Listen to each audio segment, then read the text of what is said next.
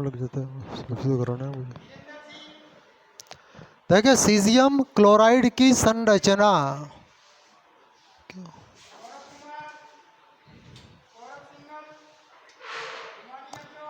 अब देखो संरचना निकालने के लिए सबसे पहले हमको क्या चाहिए, रेडियस रेशो, त्रिज्या अनुपात।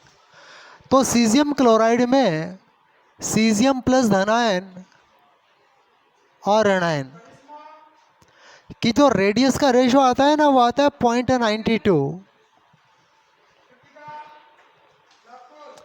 अब ये किसकी परास है भाई, घनीय रिक्तिका की परास में है। कौन सी रिक्तिका है, घन, क्यूबिक वॉइड के रेंज में है घनीय रिक्तिका।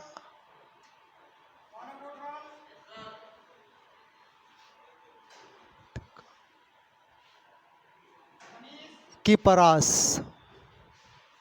रेंज ऑफ क्यूबिक वॉइड, उसके रेंज में। इसका मतलब है कि सीजियम प्लस क्यूबिक वॉइड में जाएगा। अब क्यूबिक वॉइड बनेगा कब, ये इस क्लोराइड को कैसे जमाएं ताकि क्यूबिक वॉइड बने, बताओ कैसे जमाएं। मतलब क्लोराइड आयन किस तरह के लैटिस में अरेंज हो ताकि बीच की खाली जगह कैसी बने, क्यूबिक वॉइड। बताइए।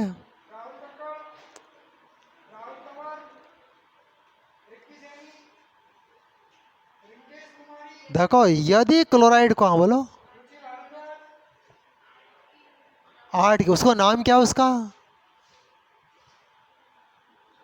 इसने बोला कि सारे क्लोराइड को कॉर्नर पर जमा दो, उसको नाम क्या बोलेंगे, उसको सिंपल क्यूबिक लैटिस।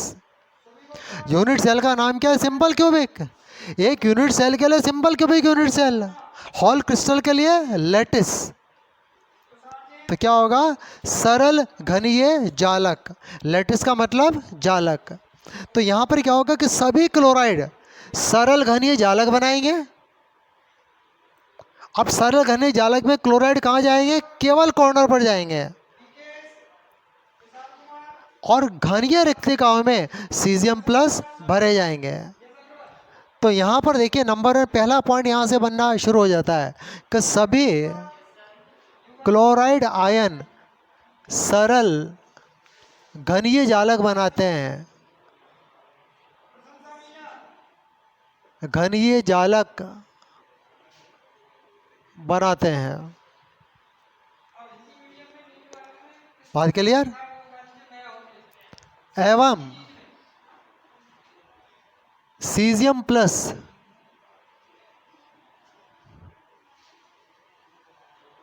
घनीय रिक्तिका में भरे जाते हैं। बात समझ में आ गई। नंबर 2, अब देखते हैं कोऑर्डिनेशन नंबर। देखो सीजियम प्लस का कोऑर्डिनेशन नंबर वो होगा 8, होगा नहीं होगा 8, क्यों, क्योंकि क्यूबिकल वॉइड में है और क्यूबिकल वॉइड 8 गोलों से बनता है। सीजियम कहाँ पर है, क्यूबिकल वॉइड में है। अच्छा क्लोराइड का कोऑर्डिनेशन नंबर ये भी 8 होगा। क्यों होगा 8, क्योंकि एक कॉर्नर के चारों ओर 8 क्यूब होते हैं और हर एक क्यूब का सेंटर एक क्यूबिकल वॉइड है। तो हर एक सीजियम प्लस 8 क्लोराइड से घिरा मिलेगा और हर एक क्लोराइड भी 8 सीजियम से घिरे रहेंगे। अब इसका डायग्राम देखिए। अब इसका बड़ा सिंपल सा डायग्राम होता है इसका।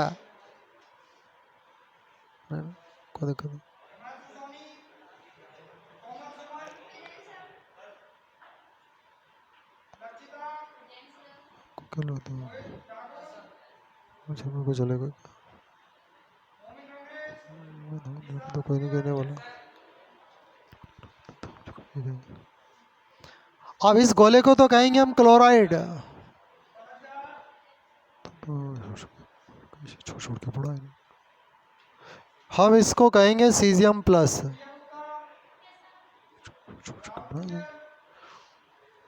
कंप्रोमाइज में पूरी तरह कंप्रोमाइज हुआ सिलेबस एक सवाल करा के छोड़ दिया।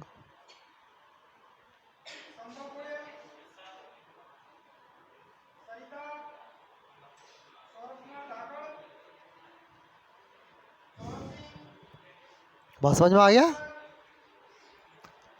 अब निकालेंगे प्रति इकाई कोश कणों की संख्या। नंबर 4 देखिए, एक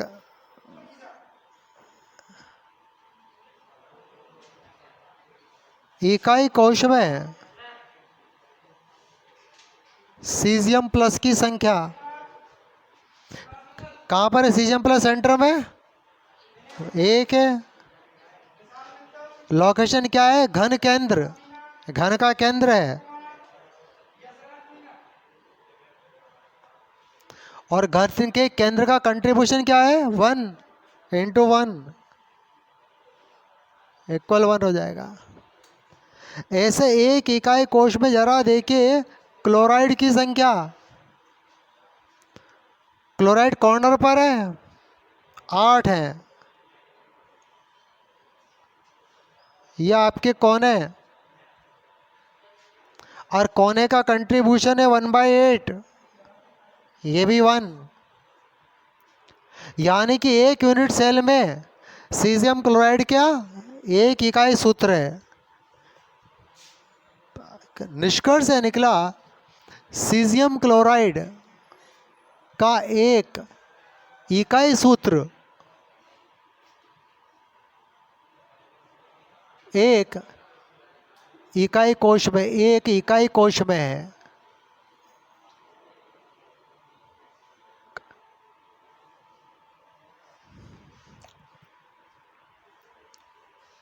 यानी कि एक पूरे यूनिट सेल में एक सीजियम प्लस है और एक क्लोराइड है। नंबर 5 देखो, आखिरी देखिए, आखिरी में सीजियम प्लस और क्लोराइड के मध्य की दूरी वो कितनी है? अब ये बड़ी इंपॉर्टेंट है, देखिए। यानी कि हमको निकालना है radius of caesium plus plus radius of chloride.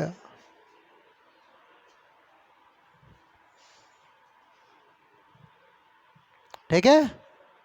अब कैसे निकालेंगे रेडियस को? घन विकर्ण से। ये कहां पर है? घन विकर्ण पर है ना। अब जैसे इस बॉडी डायगोनल को मिला दें हम, तो सीजियम प्लस देखिए घन विकर्ण के बिल्कुल बीच में है। अच्छा, घन विकर्ण की लंबाई कितनी होती है? √3 है। और इसका बीच कितना होगा? /2।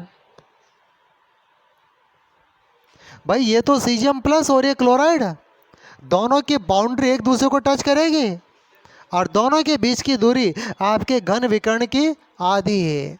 और घन विकर्ण की लंबाई होती है √3a, और उसका आधा हो जाएगा √3a/2, इस तरीके से। तो ये आपका सीजियम क्लोराइड का स्ट्रक्चर है। इसके बाद देखिए अगला स्ट्रक्चर आता है, इसको नोट कर लिया सबने? नंबर 3 देखिए, जिंक सल्फाइड की संरचना। जिंक सल्फाइड की संरचना। अब देखो, जिंक सल्फाइड में radius of zinc cation upon radius of sulphide anion, ये रेडियस का रेशियो होता है 0.40। अब 0.40 है 0.225 से लेकर के 0.414 के बीच में है। यानी कि आपके चतुष्फल के रिक्तिका की परास है। ये परास में किसकी परास में है? टेट्राहेड्रल वॉइड की परास में है। अब टेट्राहेड्रल वॉइड बनेगा कब? जब सल्फाइड एफसीसी लैटिस बनाएगा। क्योंकि एफसीसी लैटिस में 3 तरह के वर्ड होते हैं। एक तो होता है त्रिकोणीय, चतुष्फलकीय और अष्टफलकीय। तो अब यहाँ पर सभी सल्फाइड एनायन अब सरल घनीय नहीं, FCC जालक बनाते हैं।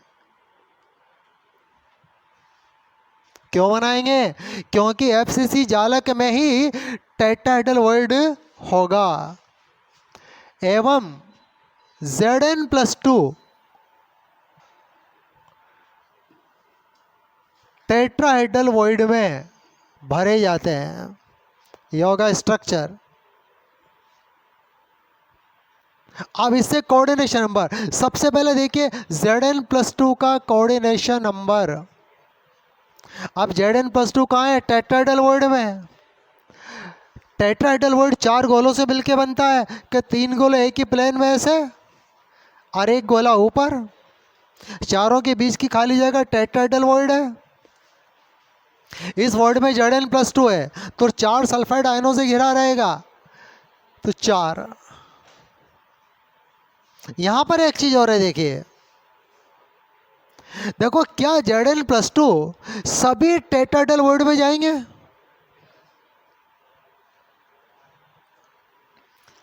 क्या Zn+2 सभी टेट्राहेड्रल वॉइड में जा सकते हैं?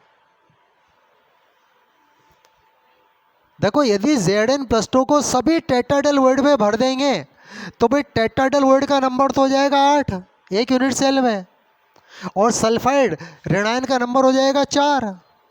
तो 8:4 में फॉर्मूला कैसा बनेगा? Zn2s। तो यूनिट सेल का फार्मूला होगा Zn2s, और जो फार्मूला यूनिट सेल का है वो पूरे क्रिस्टल का होता है। लेकिन जिंक सल्फाइड का फार्मूला Zn2s नहीं है, Zns है, यानी कि जितने कैटायन है उतने एनायन भी हैं। इसका मतलब ये हुआ कि Zn+2 सभी टेट्राहेड्रल वॉइड में नहीं जाएंगे, एकांतर में जाएंगे, एक छोड़ करके एक में जाएंगे। तो हमको थोड़ा करेक्शन करना होगा कि Zn+2 एकांतर टेट्राहेड्रल वॉइड में भरे जाते हैं, एक छोड़ करके एक, आधों में भरे जाएंगे। समझ में आएगी बात? ऐसे में अब यहां पर जो सल्फाइड का कोऑर्डिनेशन नंबर होगा ना वो भी हो जाएगा 4। क्यों होगा? क्योंकि हर एक गोले के चारों ओर 8 चतुष्फलकीय रिक्तिकाएं होती है और 8 में से 4 में जिंक धनायन है।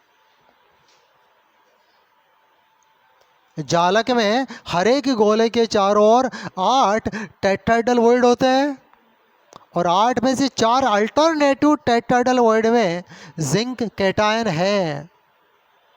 तो सल्फाइड 4 जिंक कैटायन से घिरा हुआ है और जिंक भी 4 सल्फाइड एनायन से घिरा हुआ है। तो दोनों की समन्वय संख्या 4 है। इसको कहते हैं 4:4 का समन्वय। इसको हम कहेंगे 4:4। ये देखिए 4:4 का समन्वय। अब इसका डायग्राम देखिए, मैं वापस बोर्ड में 2 डायग्राम बनाऊंगा, आपको दोनों में से एक नोट करना है, सिंपल वाला सरल वाला, ठीक है? ध्यान दीजिए इधर, देखिए मैं यहीं पर ही बना रहा हूं। मैं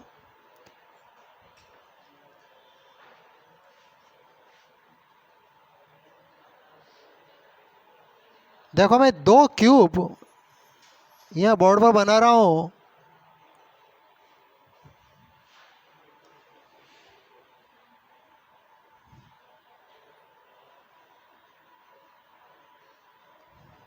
ठीक है, एक तो ये, इसी के पैरेलल देखिए एक क्यूब और मैं बनाता हूँ। बस ये एक क्यूब आप अपने नोटबुक पे बना लीजिए।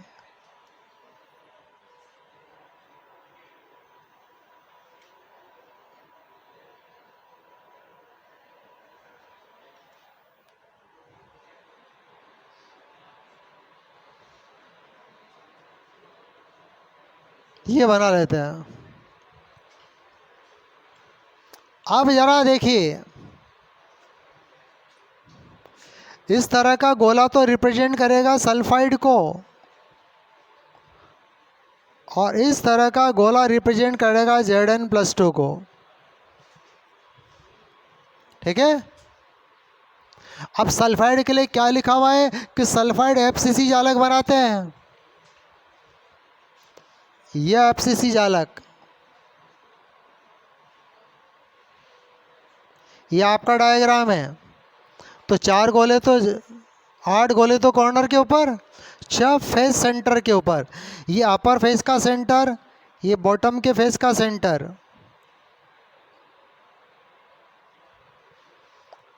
क्लियर। इस डायग्राम को भी देख लेते हैं। एक बड़ा क्यूब है ना, इस बड़े क्यूब को 8 छोटे छोटे क्यूब में डिवाइड कर देते हैं। आपको इसको बनाने की ज़रूरत नहीं है, या बनाओ तो घर पे बनाना, फिर इसकी घर पे प्रैक्टिस करना। ये आवाज़ किसकी आ रही है?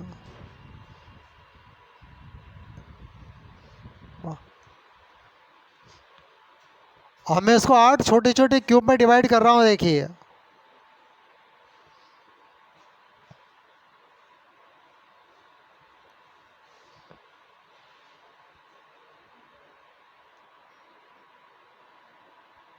ये फिर आवाज़ आने लग गई।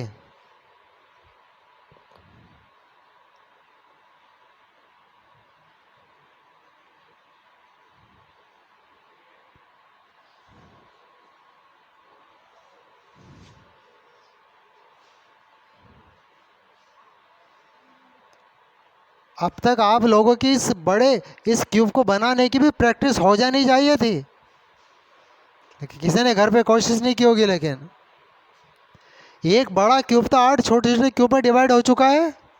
इस बड़े क्यूब में FCC के अकॉर्डिंग पार्टिकल को अरेंज कर देंगे।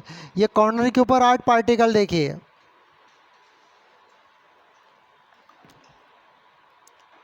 इसमें फेस का सेंटर निकालना बड़ा आसान होता है। ये जहाँ 5 लाइनें मिलती हुई नजर आए ना, वो फेस का सेंटर होगा।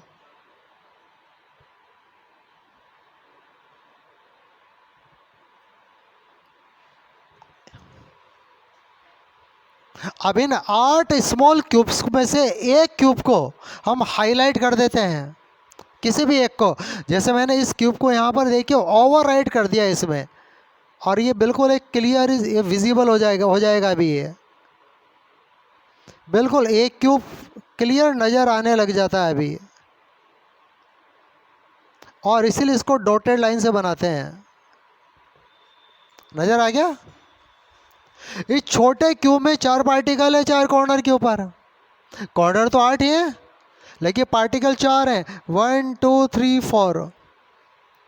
इस छोटे क्यूब का सेंटर कहलाता है टेट्राहेड्रल वॉइड, और इस छोटे क्यूब का सेंटर अप्रोक्सीमेटली यहाँ आता है, और ये टेट्राहेड्रल वॉइड है। और इस वॉइड के अंदर आपका Zn+2 है। अब इसके पैरेलल ये डायग्राम है, देखिए। अब जरा देखिए, ये जो टेट्राहेड्रल वॉइड है, ये जिन 4 पार्टिकल से मिलके बना है, उन 4 पार्टिकल को इसमें हम खोजते हैं। जरा देखिए, एक पार्टिकल तो ये एक पार्टिकल राइट कर देता हूँ मैं। दूसरा ये, अब ये कहाँ पर है? लेफ्ट साइड के फेस का सेंटर है। ये लेफ्ट साइड के फेस का सेंटर हो गया। एक पार्टिकल ये जो फ्रंट का फेस है ना, उसका सेंटर है। और एक पार्टिकल ये टॉप के फेस का सेंटर है। इन चारों पार्टिकल का सेंटर पॉइंट अप्रोक्सीमेटली यहाँ आता है। ये टेट्राहेड्रल वॉइड की लोकेशन है। इसमें एक जिंक कैटायन है। अब ये जिंक कैटायन जिन 4 सल्फाइड एनायन की बाउंड्री को छुएगा, वो ये होंगे। एक इसको, इसे, और एक इसे। इसको नहीं छुएगा, है इसको छुएगा। इसमें क्लियर नज़र आता है। ये देखिए, है ना, ये इसको टच नहीं कर रहा है। किसको टच है? इसको टच कर रहा है। ठीक है। अब इस पूरे बड़े क्यूब के अंदर 8 छोटे छोटे क्यूब है। हर एक स्मॉल क्यूब, छोटे क्यूब का सेंटर एक टेट्राहेड्रल वॉइड है। उन 8 वॉइड में से 4 में जिंक कैटायन होंगे, क्योंकि एकांतर में है ना, अल्टरनेटिव में है ये। तो ये आपका इसका क्या हो गया? डायग्राम। 4 में से एक हमने यहाँ बना दिया। सबको बनाना जरूरी नहीं है। अब देखते हैं यहाँ पर, देखो एक इकाई कोश में Zn+2 की संख्या कितनी आएगी? 4। क्यों आएगी 4? क्योंकि एकांतर टेट्राहेड्रल वॉइड में है और एक यूनिट सेल के अंदर एक एफसीसी सेल में 4 अल्टरनेटिव टेट्राहेड्रल वॉइड होते हैं। मतलब टोटल वॉइड तो 8 होंगे बट अल्टरनेटिव कितने होंगे? 4 होंगे।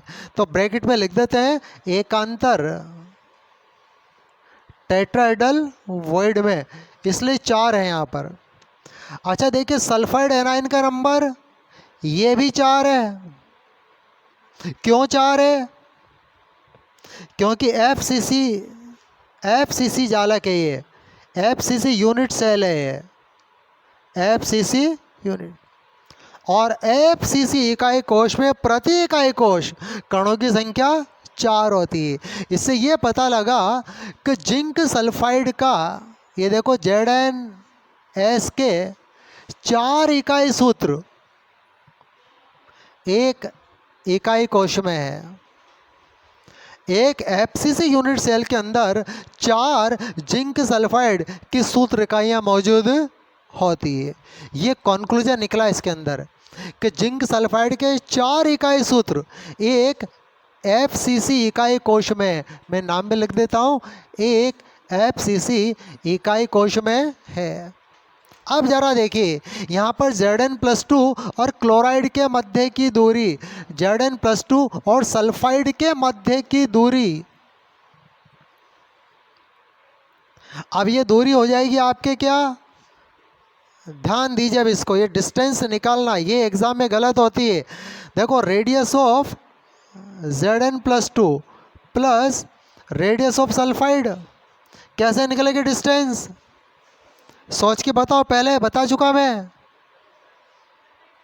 1/4 of the body diagonal, body diagonal का 1/4, क्योंकि टेट्राहेड्रल वॉइड है ना ये, जो एक घन विकर्ण होता है ना, उस एक घन विकर्ण पर 2 टेट्राहेड्रल वॉइड होते हैं।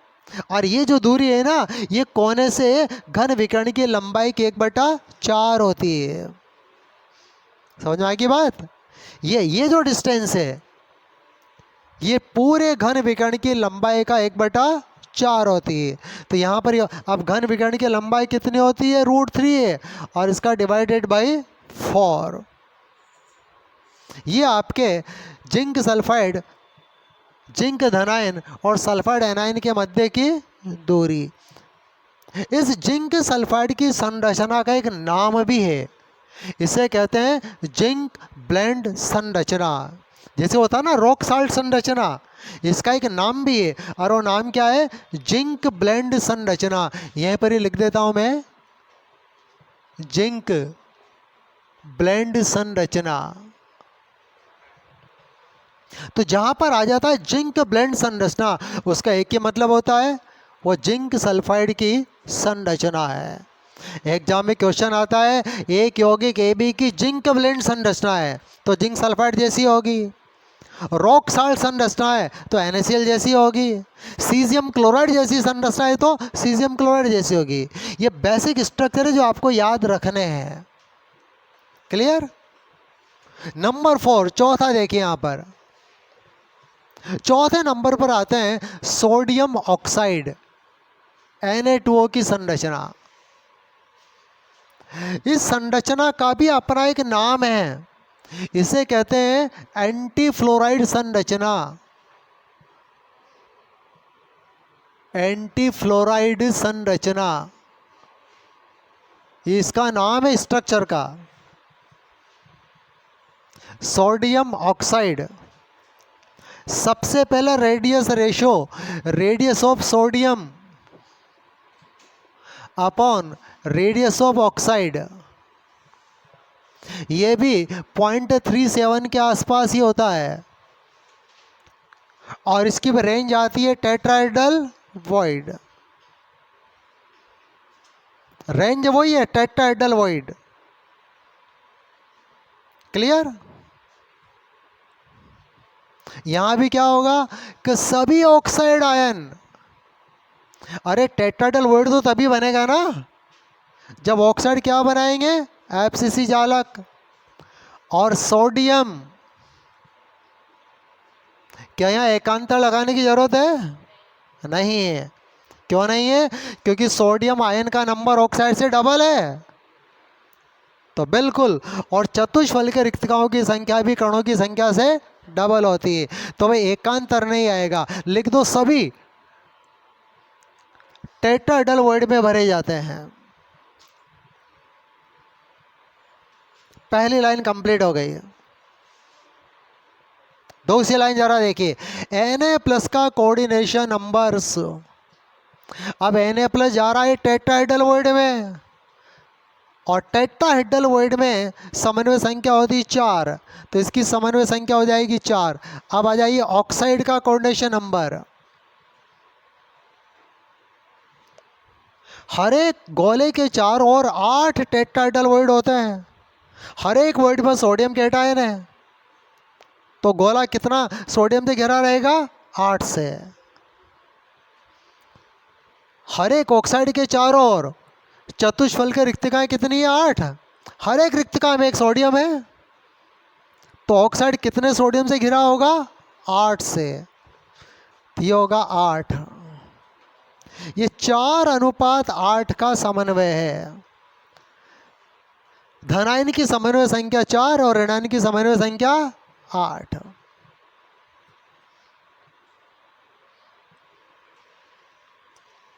अब इसका डायग्राम देखिए। अब आगे की डिटेल हम डायग्राम के बाद डिस्कस करेंगे। देखिए, इस गोले को तो ले लेते हैं ऑक्साइड, और इसको ले लेते हैं Na+। मैंने यहां पर 2 डायग्राम बना रखे, आपको एक ही बनाना है, वो वाला। आप ध्यान दीजिए। लेकिन Na+ के लिए क्या लिखा है, सभी टेट्राहेड्रल वॉइड में है, सभी में है ये। यानी कि इसमें तो इसके बिल्कुल पैरेलल, इसके बगल के जो टेट्राहेड्रल वॉइड होगा ना, उसमें भी है।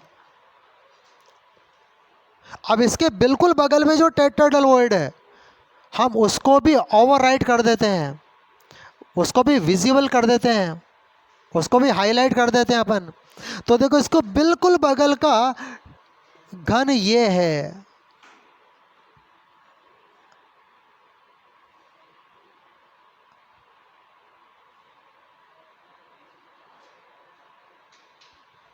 क्लियर नजर आ गया? अब देखो, एग्जाम में मिस्टेक कहाँ होती है, ये जो गोला है ना, ये वाला गोला, ये इस घन का हिस्सा नहीं है। इस घन के हिस्से में भी 4 ही गोले आ रहे हैं। कौन कौन से 4 गोले, 1 2 3 और 4। ये गोला पीछे वाले घन का पार्ट है, और जब हमने जिस घन को हाईलाइट किया है, वो आगे का घन है। इसका सेंटर पॉइंट ये है, और ये जिन 4 गोलों की बाउंड्री को टच करेगा, उसमें एक गोला ये है, एक ये है, एक ये, और एक ये है। अब आप कहेंगे साहब, ये तो बिल्कुल ही नजदीक होना चाहिए ना। नहीं है, ये डायग्राम में नजदीक नजर आ रहा है, क्योंकि 3D को 2D में बना रहे हैं ना हम, इसलिए। इसमें आप वाले डायग्राम में देखिए, यहां पर एक पार्टिकल है। अब किन को टच करेगा, ये 2 पार्टिकल तो बगल के उससे शेयर करेगा ये देखो, एक ही और एक। देखो, इसको भी तो देखिए ना आप, ये इसके 4 गोले ये हैं, ठीक है, एक ये और एक ये नहीं है, क्योंकि ये गोला पीछे वाले फलक का केंद्र बिंदु है। तो आपका डायग्राम तो ये है। ये डायग्राम तो इसलिए बनाते हैं ताकि इसमें क्लियर नजर आता है कि ये गोला इसका हिस्सा नहीं है, ये तो पीछे जाएगा।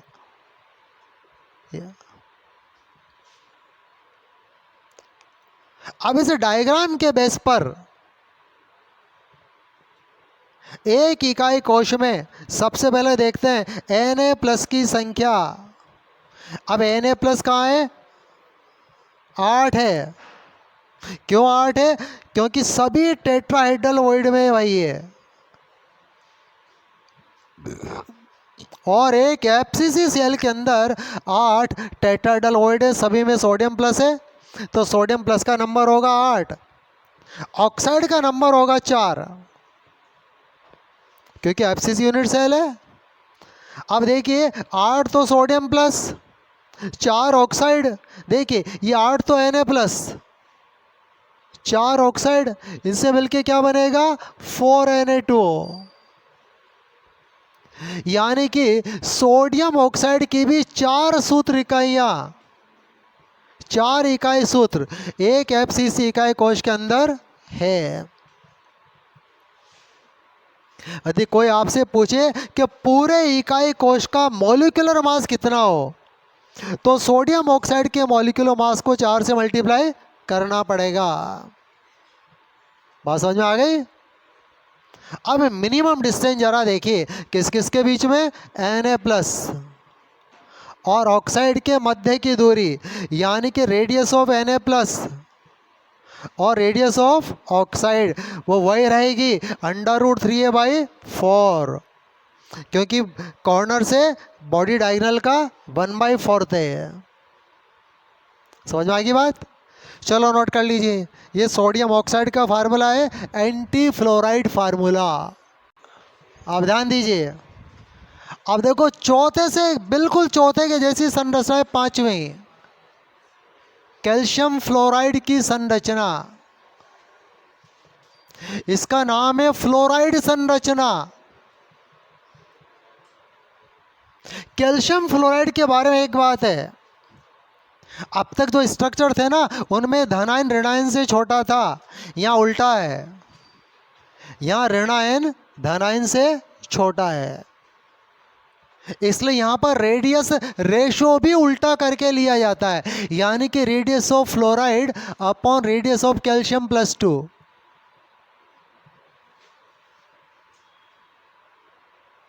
अब तक तो धनायन से ऋणायन का अनुपात लिया था, कैल्शियम फ्लोराइड में लेंगे ऋणायन से धनायन का अनुपात, क्योंकि यहाँ पर ऋणायन का आकार धनायन से छोटा है।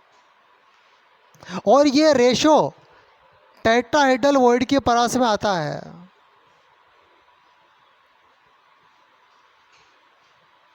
अब स्ट्रक्चर में क्या होगा, सभी कैल्शियम धनायन। अब जालक किसका बनाएंगे, धनायन का। अब तक जालक बना रहे थे ऋणायन का और वॉइड में प्लेसमेंट कर रहे थे धनायन का, अब उल्टा करेंगे, जालक बनाएंगे धनायन का और वॉइड में भरेंगे ऋणायन को। तो सभी कैल्शियम धनायन एफसीसी जालक बनाते हैं एवं फ्लोराइड सभी चतुष्फल के रिक्तिकाओं में भरे जाते हैं। पहली लाइन कंप्लीट हो गई। अब जरा देखिए कैल्शियम +2 की समन्वय संख्या, ये हो जाएगी 8। क्यों होगी 8? क्योंकि कैल्शियम तो फ्लोराइड से घिरा रहेगा ना, और फ्लोराइड किस में, चतुष्फल के रिक्तिकाओं में, और हर एक कैल्शियम के चारों ओर 8 चतुष्फल के रिक्तिकाएं होती हैं। हर एक रिक्तिका के अंदर एक फ्लोराइड है,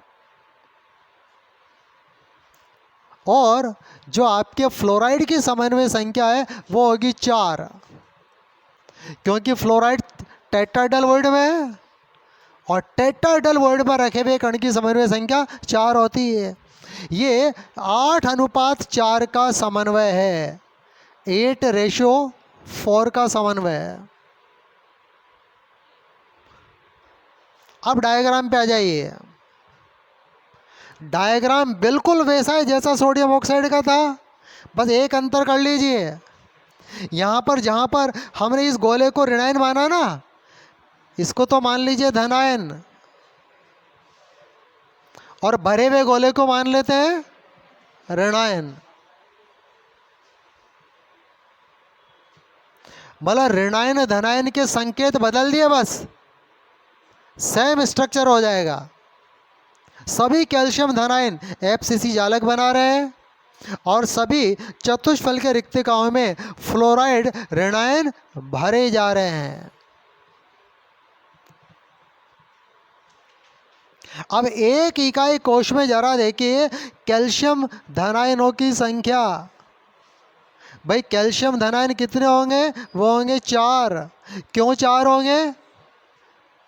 क्योंकि कैल्शियम धनायन एफसीसी यूनिट सेल बना रहे हैं कि एफसीसी यूनिट सेल में, एफसीसी इकाई कोश में।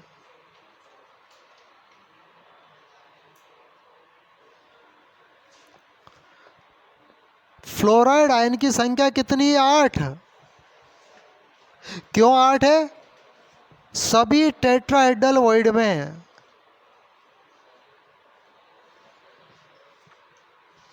सभी टेट्राहेड्रल वॉइड्स में है। इसका मतलब ये होगा, यहाँ पर भी देखिए कि कैल्शियम फ्लोराइड के 4 इकाई सूत्र एक एफसीसी इकाई कोश में है, और यहाँ भी जो मिनिमम डिस्टेंस आएगी ना कैल्शियम +2 और फ्लोराइड के बीच में, तो रेडियस ऑफ कैल्शियम +2 और रेडियस ऑफ फ्लोराइड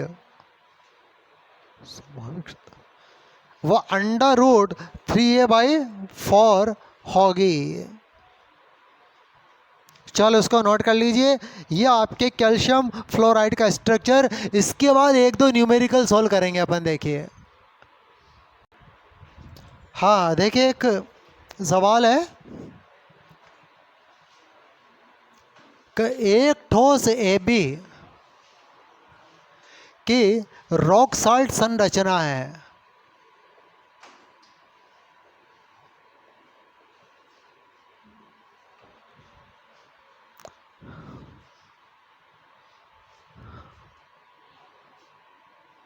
Ra+ बराबर 80 पिकोमीटर, रेडियस ऑफ B- बराबर x1 120 पिकोमीटर।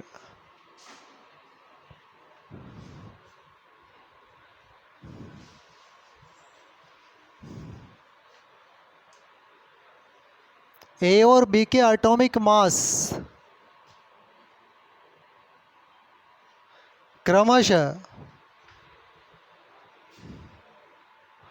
20 और 30 है। तो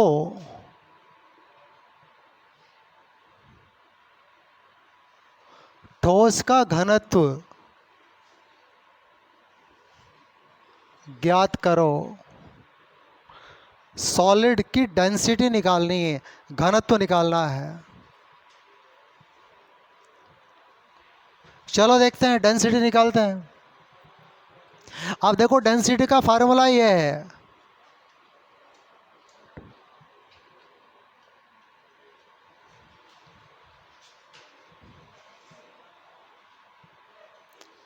देखो इसके पहले हमने जो डेंसिटी के सवाल किए थे, इन सवालों में क्या फ़र्क है?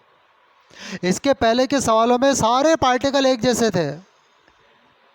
यहाँ पर कैटाइन अलग है और एनाइन अलग है। अब जैसे रॉक साल्ट संरचना ही है।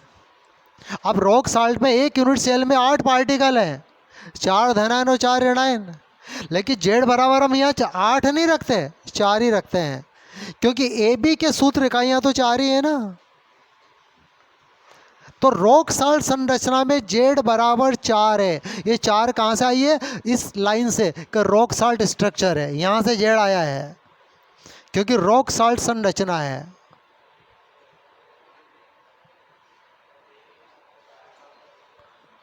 तो जेड की वैल्यू 4 आ गई।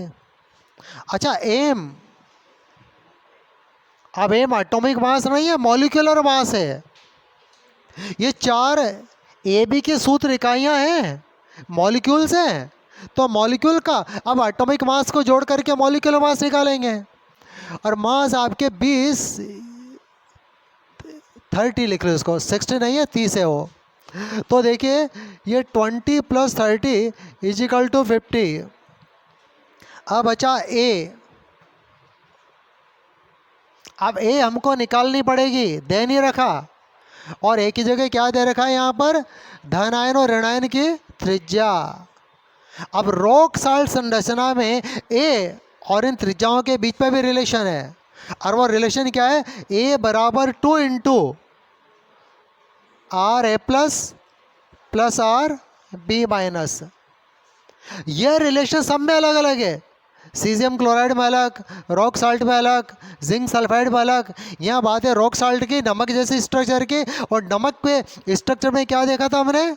ए बराबर 2 इंटू धनायन की त्रिज्या प्लस ऋणायन की त्रिज्या। यानी कि एक लाइन में दो चीज़ें छुपी हुई है, एक तो जेड बराबर 4 और एक ए की वैल्यू। इसीलिए पहले जो हमने डेंसिटी के सवाल किए थे ना, वो थोड़े अलग थे। ये सवाल थोड़े से डिफरेंट है। चलो रख देते हैं वैल्यू। देखो 2, ये आपके धनायन की त्रिज्या 80, ऋणायन की 120, ये आपके 400 पिकोमीटर। 400 पिकोमीटर को बदल दीजिए सेंटीमीटर में, तो 400 इंटू 10⁻⁻10 यानी कि 4 इंटू 10⁻⁻8 सेंटीमीटर। यानी कि सवाल में कुछ भी डायरेक्ट नहीं है, सब कुछ निकाला है हमने। जेड निकाला, ए निकाला, मॉलिक्यूलर मास भी निकाला है। अब डेंसिटी निकाल दीजिए। जेड की वैल्यू 4, ए मॉलिक्यूलर मास 50, ए की वैल्यू ये रही। अब इसका क्यूब है, 4 का क्यूब 64, 10⁻⁻8 का क्यूब 10⁻⁻24, एन ए 6 इंटू 10⁻23। बात समझ में आ गई? चलो सोल्व कर लेते हैं। देखिए ये 4 से 64 कितनी बार कट गया? 16 बार कट गया। नीचे 10⁻⁻24 23 -1 बचेगा, 10 ऊपर जाएगा 10, यानी कि ऊपर तो बचेगा 500। नीचे 16 छंग 96, तो 500/96, तो 5 दशमलव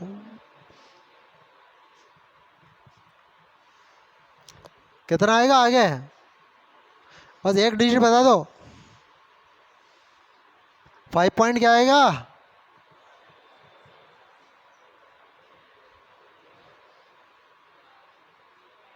4 आ जाएगा करीब है। 2, हाँ 5.2 ग्राम पर क्यूबिक सेंटीमीटर, ये आंसर होगा। समझ में आ गया? एक और सवाल देखिए, इसी तरह का एक सवाल और देखिए। एक ठोस AB की मैं लिख देता हूं जिंक ब्लेंड संरचना है।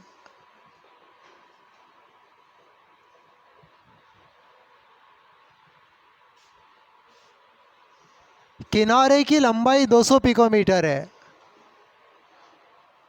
किनारे की लंबाई 200 पिकोमीटर है। ए बी के मॉलिक्यूलर मास 20 और 40 है।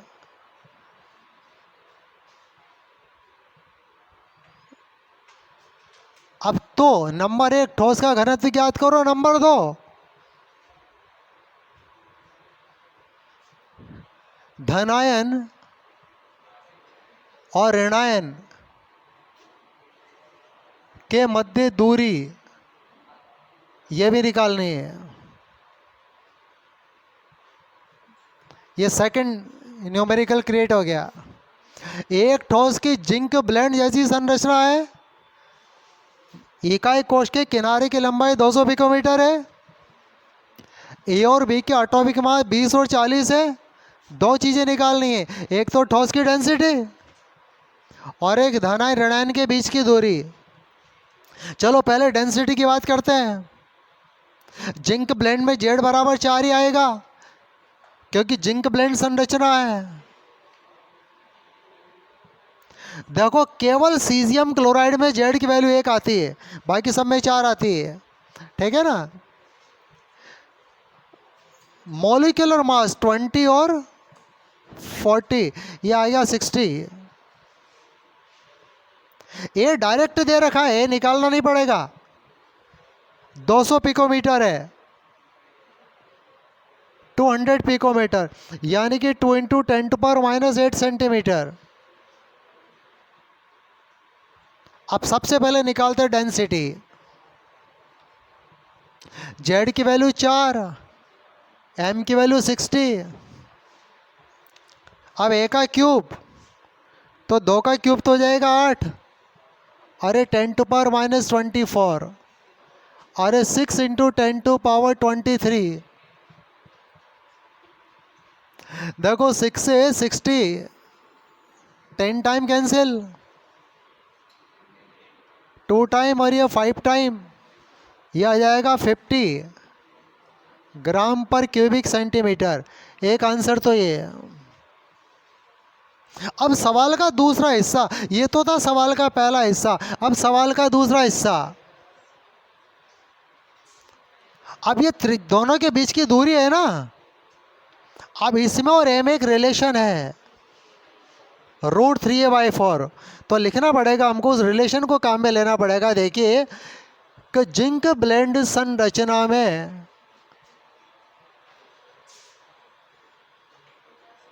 RA प्लस RB माइनस बराबर √3a/4।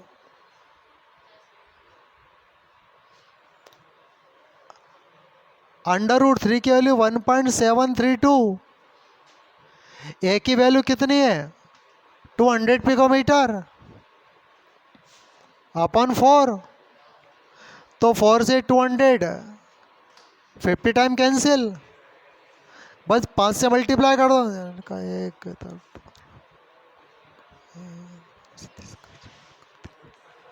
ये आ जाएगा, कितना जाएगा, हाँ ठीक है 86.6 पिकोमीटर, ये आंसर। तो ऐसे दो अलग अलग कंसेप्ट को जोड़ करके सवाल पूछे जाते हैं। चलो ठीक है ना।